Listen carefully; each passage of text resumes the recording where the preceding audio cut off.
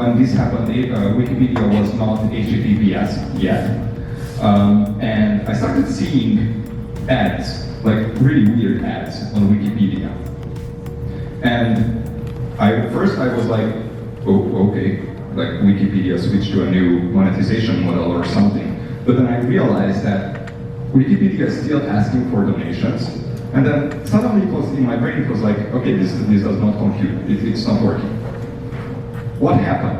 It was the carrier that I was using that was injecting ads in the HTML of the pages on the way back to the user. This can happen to your site as well. Carriers, as well as other malicious entities, let's say, can swap out the ads on the website that you manage or own. They can just inject ads in your HTTP websites, and that's not good for you. They might inject, like let's say you are running a non-profit organization, and maybe they inject some stupid porn ads, for example. Your users will run away like crazy. With HTTPS, they cannot do this anymore. It's virtually impossible to do it. And that's one good reason to go to HTTPS if you still think that users' privacy is not that much to look for. Sitemaps. Tell search engines about your URLs.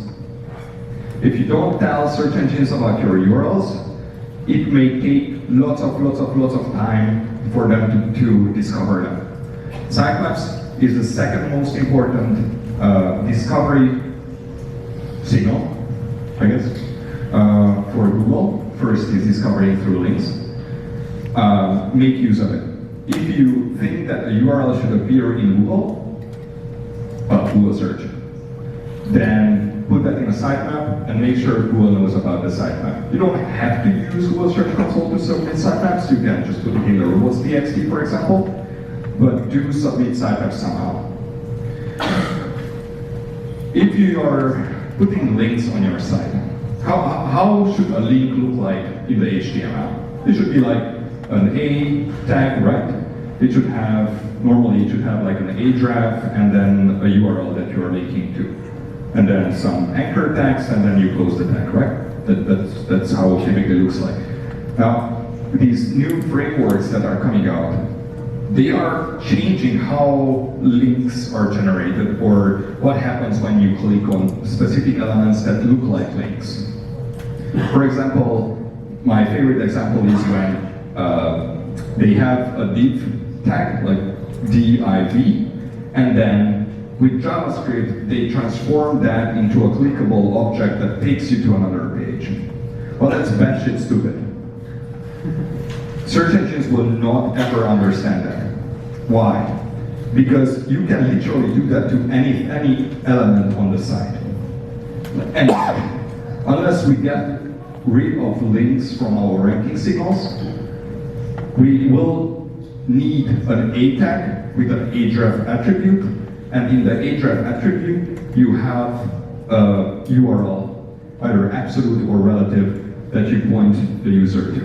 You have to have this if you want Google to use those links. If you don't, then sure, you use a div tag and whatever. And this is super important for internal ranking, internal linking, internal ranking. Wow. As I said, discovery, or the most important discovery signal for Google is following links. If we don't see the links, then we can follow them. And if we don't follow the links, then some of your pages might be discovered, well, never. Next, metadata. This might be a shocking revelation, but Google does not rewrite the titles as often as you think. Our metrics, internal metrics, show that we actually rewrite titles for quite a small fraction of all the titles that we show for search results. And usually we pick, or most of the time, we pick the titles that people put in the HTML, in the title HTML tag. Now, if you have a stupid title that is completely irrelevant to the page, like, for example, untitled page, that's a very common title, then of course we are not going to use it. Like, it's irrelevant to the page, so why would we want to use that? Of course we are going to rewrite it. But if you want to have control over the titles, then put a relevant title in the title tag of the HTML. Meta description, same thing, especially if you don't have much content on the page. If you have lots of images, for example, and you can't come up with more keyword stuff text on the page, then make use of the meta description. Put there a paragraph or few lines of content that you think is relevant and that describes the page accurately and precisely. Now, how long should the meta description be? 160? 320? 20 centimeters. That is the best answer I've got so far. Like ever. Okay. We don't care how long it is. We are just going to trim it. Was that? Wasn't it like 360 and something you guys? That was a snippet. Huh? That was a snippet length. That was just a snippet. Well, people, so here's the thing. People need a number for whatever reason. And someone decided that we should just say a number, and someone said 320, and then like a week later we changed the snippet length back to 160. So that's one of the reasons why we don't want to say a number. Basically, write a piece of text there that describes the page, and then we are going to take care of it. Basically, we are going to take out parts of it if it's needed, and then concatenate them together for the two sides. But don't focus on like 160, 320, 270, whatever. Just write something there that describes the page. You confirm that snippet is still staying at 160? I can't. You can't confirm that? No, because like the snippet is a dynamic thing. Like just today I was searching for, when I was still in Zurich, I was searching for a bistro around this area. And some of the snippets were like, was probably 20 characters long. That was 20. Then I searched for weather because I heard that someone likes to pick the weather example in the previous panel, please. And then some of the results had like the long snippet. I can't tell you that it will stay forever 160 characters. For now, it looks like this week it's, I don't even know, 320 or 3 whatever. But maybe next week it will be 170. Then the week after 184. Yeah, that's just a lot of resources and the large enterprises. People want to just, like you say that you can target 360. But that's not the point. Basically, your meta description helps you rank. That's why you put content there. That's why you describe your content there. Like, whatever you put in the meta description will help you. Don't write like the first piece of War and Peace there. Don't write the whole novel, but do put content, enough content to describe your page accurately. If that's 500 characters, then it's 500 characters. It's not that much different from the first lead paragraph that you put visibly on the page. Yeah, I know, I got that point. People are not going to tell. As an average for the most. But we are going to pick the relevant parts of the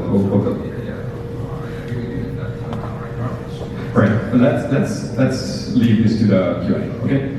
So I swear there is no limit. You can write as long as you want. Don't go overboard. Describe your page accurately and precisely in the meta description. Images. People forget about images a lot, and actually I decided that next year I'm only going to talk about images. I'm not going to talk about web search anymore. Basically, what I want to tell you is that with images, you can actually win the game. Because many people forget about this search engine, yet it's the second biggest search engine on the google.com or Google property. If you don't mark up your images well, then we are not going to be able to, what are those guys doing there? Funny. We are not going to be able to rank properly those images. Make use of the else text. Basically describe the image that you are marking up precisely with a few words. Don't write 160, 320 characters there. Just a few words. But use it wisely. Don't keyword stuff, because then we are not going to consider that. And use natural language. Don't use puppies, dog, cat, animal, separated all with a comma. Just write, here's a picture of a cute puppy. That's it. Add captions. For images, it's quite important the surrounding text. Basically, from the surrounding text, we learn what the image is about.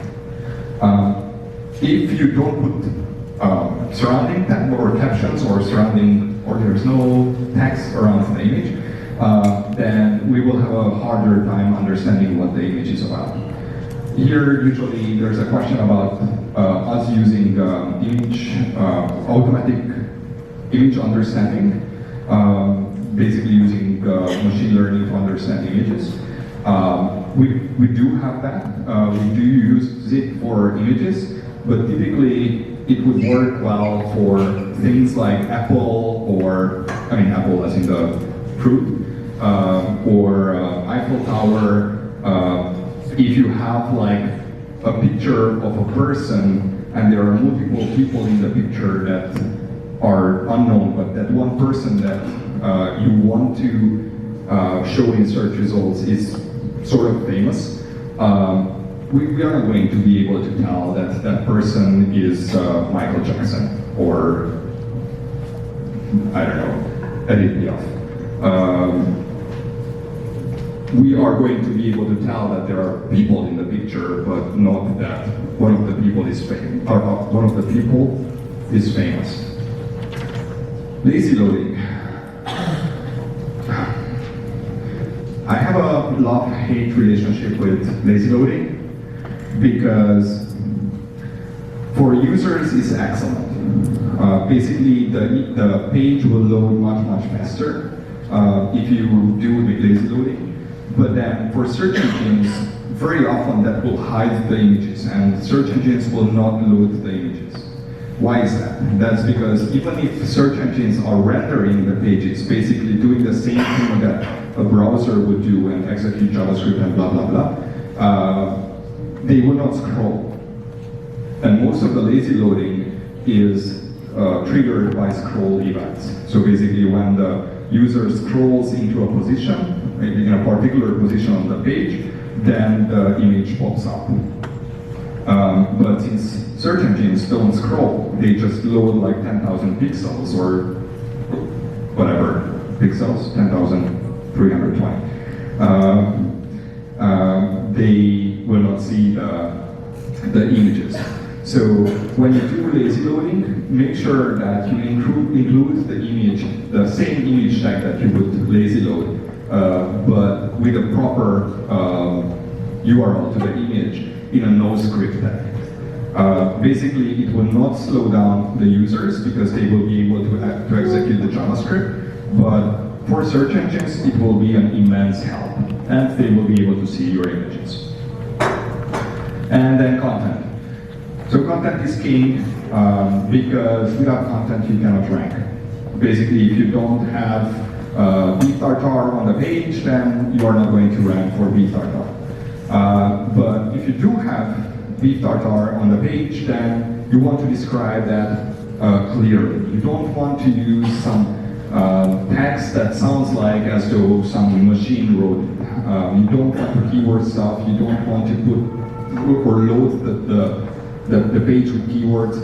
Write as though you would explain what beef tartare is to your friend or to your partner or to your, well, probably not your boss, because then you might get fired, but yeah, just write clear and use ads reasonably. I don't care what the AdSense team is saying, I'm on the organic search team. If you overload your page with ads, then you are going to have a hard time ranking. We do see the number of ads on the page, or basically ads looking areas, if they are blocked with robots.txt. Use them reasonably. If the AdSense team is telling you that 32 ad blocks is okay on the page, then maybe don't believe them. Maybe just put 12 ads on the page. Don't basically take a look at the page, see if the page for you as a user is compelling or not. And then interstitials. I know that they convert amazingly. Basically, if you pop up in my face an interstitial that tells me to buy that beef tartare, I will probably buy it. But for most users, that's a very annoying experience, especially if it happens on every single page that we want to visit. Maybe have another kind of trigger. Basically, if I'm leaving the page, let's say, then maybe, hey, wait, we have something else as well. Or you have a big promo, and if they hover over some area of the page that describes that promo, then pop up the interstitial, but not when I enter the page. I mean, come on. I just arrived to your page. I don't want to subscribe to your newsletter yet. I don't even know what your site is about. Use them reasonably. This is part of our ranking algorithm, looking for interstitials. And especially on mobile, you are going to rank worse if you overdo interstitials. And they need for speed. Now, we have lots of tools for this. And I mean, Google has lots of tools. I don't know why we have 4 or 5 tools that do the same thing, but we do. Pick a tool and analyze your pages in that tool. Look at the metrics, look at the suggestions that it gives you, and start working on that. Now, speed is also a ranking factor, especially on mobile, or will be. It is, no, it is. But generally, speed in ranking only affects a fraction of websites, basically the sort of sites that load in 20 plus seconds, like CI. Oops, I shouldn't have said that. Yeah, if your site is super slow, then you will see a negative effect in search results because of that. But even if that's not true, and basically your site loads in like 15 seconds or 10 seconds, you might still be able to optimize that. Why would you do that? That's because we know, not just Google, but like other independent researchers as well, know that faster pages generally convert better. People will click on your ads more, they might subscribe to your newsletter more, whatever your conversion is, they will do it more. Now, like 2 weeks ago, I got in an argument with Brad Tucker, who's the organizer for PubCon. Basically, he was saying that this is not true for every site.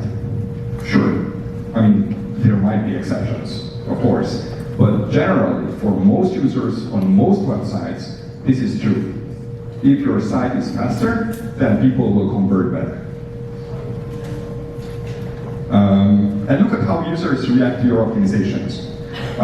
It might be that you compress the images too much, for example, and then they will like your pages less.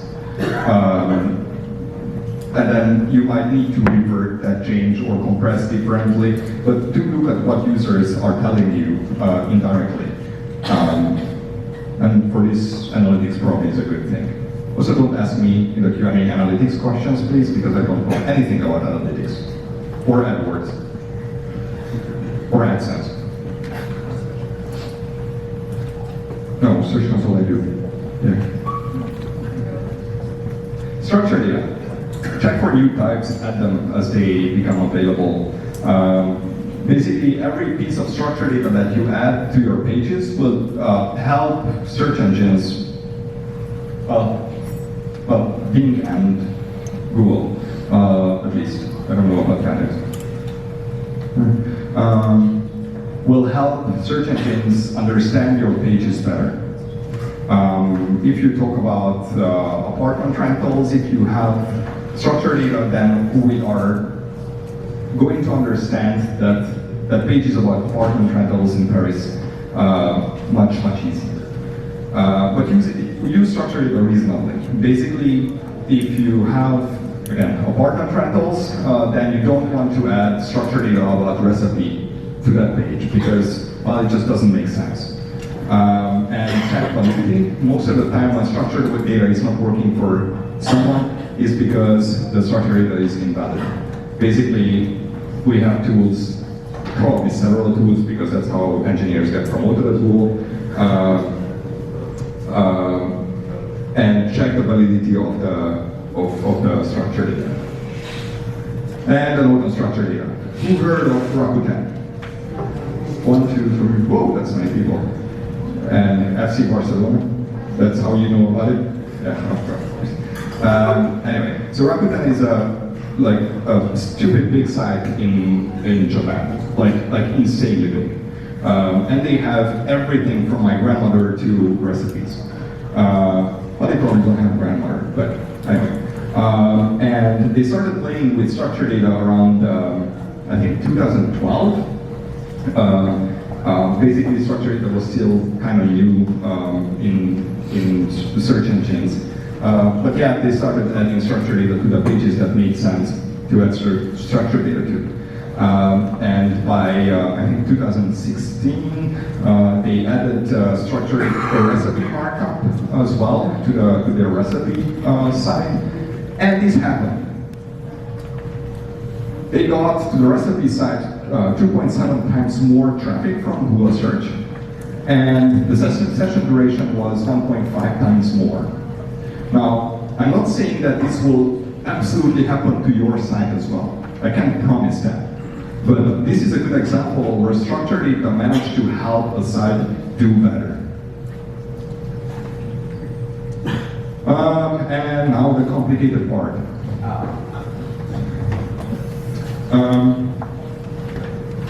What is it? JavaScript site, okay. So how search works? Who knows how search works? Like the basics of search? No one knows. Oh, Francois knows. Okay, 2 people. Oh, that's sad. Internally, we split search in 3 categories. Basically, we have crawling, we have indexing, and we have ranking and serving. With crawling, what we do is basically we have that stupid Google bot that goes around crawling the web like a headless chicken, and grabs pages, sends it to indexing for extracting information about those pages. Indexing, what it does is trying to make sense of the content and the metadata of those pages. Basically, it will try to decide if it's recipes, and then what kind of recipe and what kind of keywords that particular page should rank for. Basically, if it's beef tartare, then probably should rank for tartare, but not for chicken, and for beef, but not for crocodile. Ranking and serving, basically, well, it's ranking and serving. Basically, we use 200 plus signals to make sure that we are showing users the best possible content, and serving is basically just showing people those results. Now, in indexing, for years, for 15 years maybe, what happened is just like basic understanding. We took the HTML and that's it. We introduced rendering a few years ago, which meant that we started understanding JavaScript sites as well. Basically, if you added or you injected content in your pages with JavaScript, what the hell? Then we started noticing that as well and started to understand that as well. We are using, I don't remember, Chrome 41 for that, which is like a stupid ancient Chrome, which is one of the problems. And also it does not have ES6 support. Ask me what ES6 is. I have no idea what it is. But the rendering team told me to add that there. So I'm telling you that it does not have ES6 support, and that's super important. Anyway, so we are in the process of upgrading our rendering engine to something more recent, and then they, as in the rendering engineers, they promised that they will keep it close to half the version number. But currently this is what we live with. That means that if you're using some new JavaScript API, or well, not you probably, but your developers, then Google's rendering will not understand that. Maybe Bing's will, or Yandex's will, but Google's will not. So when you do render, when you do some JavaScript stuff on your page, then make sure you test it either with Chrome 41 or with Fetch and Render in Search Console. Fetch and Render is literally using the production rendering engine that we are using in indexing as well. So what you will get in Fetch and Render is exactly what we would see. Look who's running out of time. We don't use storage APIs in rendering. So if you are relying on any of the Chrome storage APIs for whatever, I don't even know why would you rely on that, but we are not going to use them. They are manually disabled in the rendering engine. And then the next thing is fast pages render better. If you are using like a million round loop in JavaScript to render something on your page, if it takes too long, then at one point Google's rendering will just be like, okay, I'm done with this, it's just whatever. Make sure that those pages or the JavaScript executes quite fast, and we don't have to, we and also the users don't have to wait for the JavaScript to do its magic. One thing you can do if you see if your pages are not showing right in Fetch and Render is to do this, deferred rendering. Oh no, wait, this is us doing this. What does this mean? Sorry, I confused two slides. This will be the next. This is dynamic rendering. This is what I wanted to see. So do dynamic rendering if you see that your pages are not looking right in Fetch and Render in Search Console. Basically, this is what we used to call pre-rendering. It's just, we got a new engineer and he didn't like the name pre-rendering, so we now call it dynamic rendering. Maybe he will get promoted to this, I don't know. But basically what you are doing here is that when you identify that a bot is accessing your page, then you execute the JavaScript on the server, on your server, for the bot, for the crawler, and you you serve them the content that users would see. Now, if you go here, that's a link that I generated yesterday night. So if you go there, then you will arrive to this page that explains how to set this up. Again, you only have to do this if your pages look funny in fetch and render. If they look right, then forget about it for now, until your developers implement something new that will mess up how Google sees your page. And if you don't have anything better to do, that guy, that geek out thing, he wrote this dynamic rendering doc. It's quite funny. Not as funny as me, but you can follow him. Mobile first indexing, because I want to leave time for Q&A. Who heard about mobile first indexing?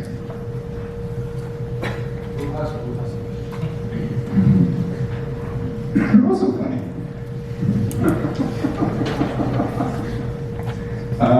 Okay, so what does mobile first indexing mean? Mobile first indexing means that we are going to use a mobile version of your content for indexing and ranking purposes instead of the desktop content that we've been using for the past, how old is Google? 18 years, whatever. Or so far, we try to stick ourselves to moving sites that are mobile first indexing ready. Basically, we have this internal funny classifier that basically could tell us whether the site that's being moved to mobile first indexing will lose traffic from Google or not.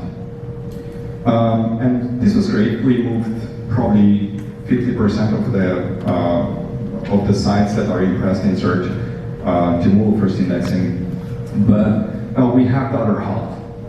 The other half will probably lose traffic, but to ensure that our users still get the best results for the device that they are searching on, we do have to move them. Basically, if I'm searching for mobile and Google is using the desktop content for ranking, then I might end up in a situation where I click on beef tartar and I end up on the desktop side, or I end up on a page that doesn't have beef tartar because the mobile page of that site does not contain beef tartar like the desktop page, but chicken tartar, which sounds disgusting.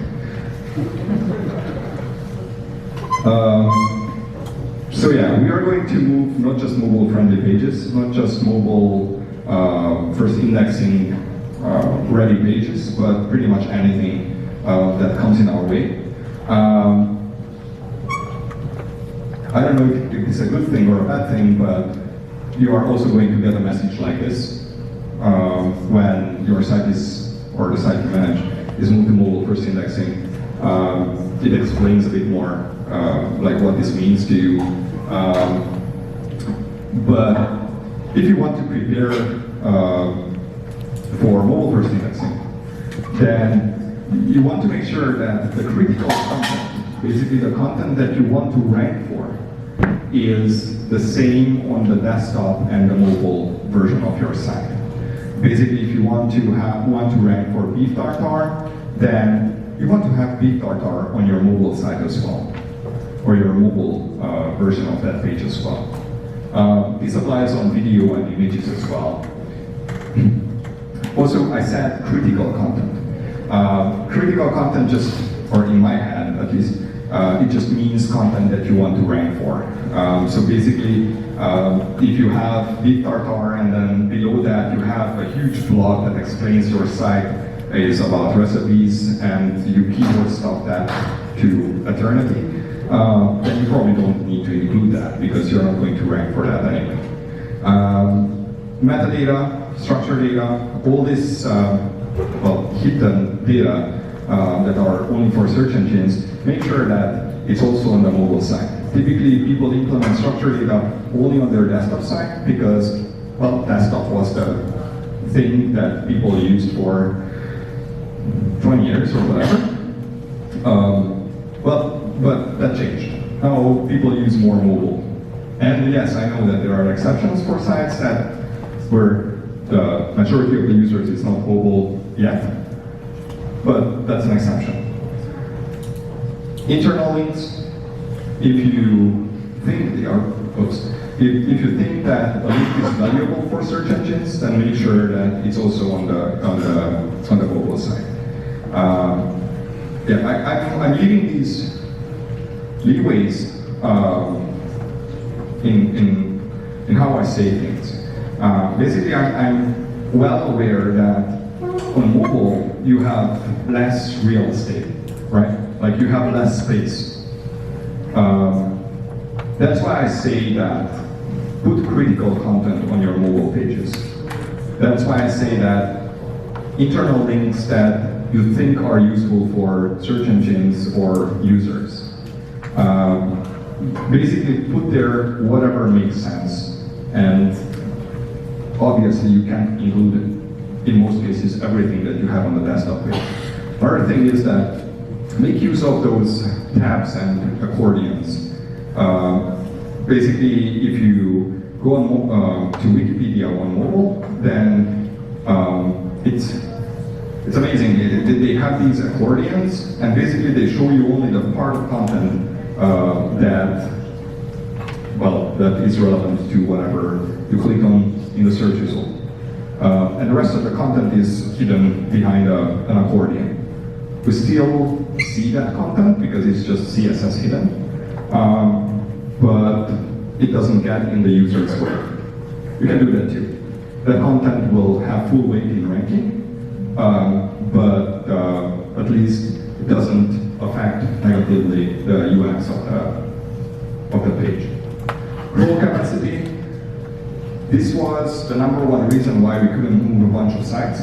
Basically, somehow they managed to set up their server in such a way that Google smartphone is rate limited, and we just couldn't crawl as much with Google smartphone.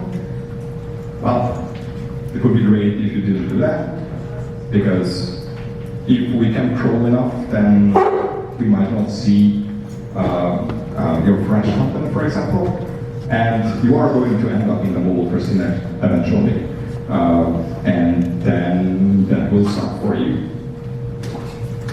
Reactive Q&A, because I know you will ask me. Responsive design. It's awesome. Strongly recommended that you do responsive design if you haven't already. But if you have m.site or mobile.example.com, or you have dynamic serving, it's perfectly fine. You're going to rank fine. We recommend responsive design because we strongly believe that it's much easier to maintain than any other site. Basically, you don't have two versions of the site. You don't have two versions of the content. You have one site, one page, and you just change the design. It doesn't use desktop site, no? What did I want to say with that? Okay, I don't know. Let's get that.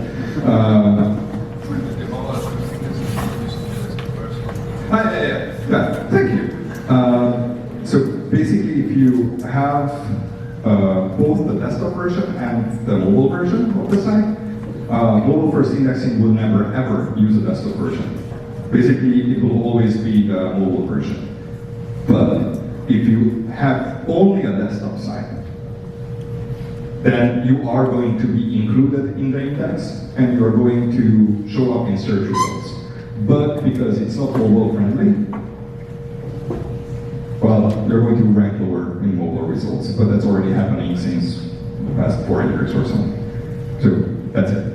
Hamburger menu, there was a small fight on Twitter about this. Basically, someone saying that hamburger menus are bad for SEO. Another person was like, hamburger menus are amazing for SEO. And the third person, but it sucks for UX. And the fourth person was like, no, it's amazing and the best thing that ever happened to us. Well, we don't care. Do what you want. We will see the hidden content, the hidden links in the menu. It's whatever. We really don't care. Same for subdomains and subdirectories. I know that Mike Fishkin is saying that like you have to pick one. I don't remember what he likes, but whatever. But honestly, for Google, we don't care. Honestly, we don't care. Pick whatever makes sense for your site or for your developers or whatever. Basically, for whatever reason, they can create subdomains, only subdirectories, fine. If they can create subdirectories but not if they can create subdomains but not subdirectories, that's also fine. We don't care, really.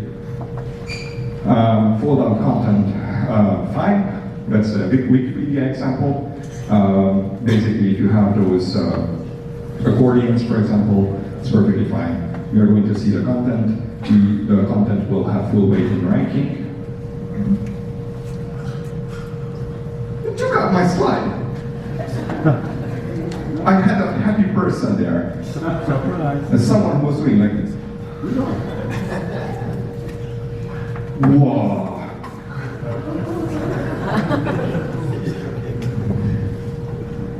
That's it, I'm leaving. No, it was just a fun slide.